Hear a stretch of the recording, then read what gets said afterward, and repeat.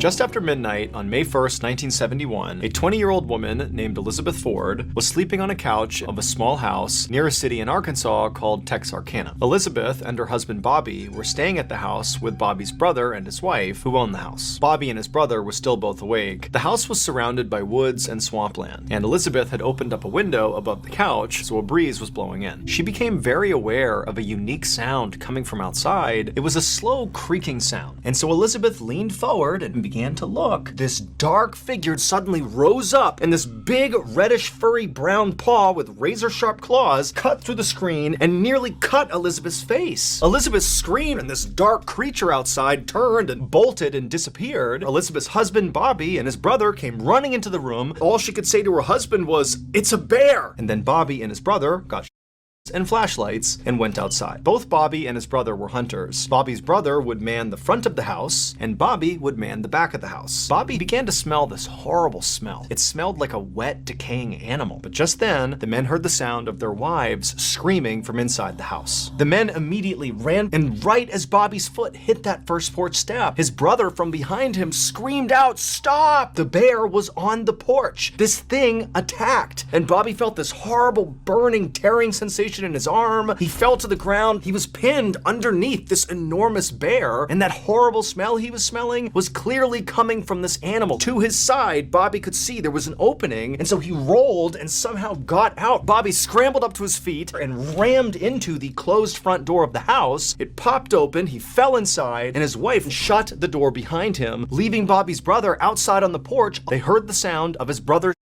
going off. The door slowly opened, and Bobby's brother walked inside. Bobby asked him, "Is the bear dead?" And Bobby's brother said no, and that wasn't a bear. As soon as dawn broke, Bobby's wife drove him to the hospital. In the dirt surrounding the house were all these bizarre footprints and handprints of a creature that seemed to walk on its hind legs with 3 toes on each, and had 3 long, sharp claws on its hands. Bobby's brother said he saw a creature with reddish brown hair that stood over 7 feet tall, and after being shot, it took off running on 2 legs. But the most terrifying thing about it was actually its eyes. They were blazing red. And when the news of this attack spread to the nearest town, which was called Fouke, the people there knew exactly what this creature was. For 200 years, people in that part of Arkansas had been talking about this huge creature that was sort of like a Sasquatch that roamed the forest and the swamps. They said it was fast and elusive, and it ate livestock and pets. They called it the Fouke Monster, or sometimes the Boggy Creek Monster. Bobby's ordeal would inspire the 1972 horror movie, The Legend of Boggy Creek. However, authorities have never actually been able to pinpoint what this thing was.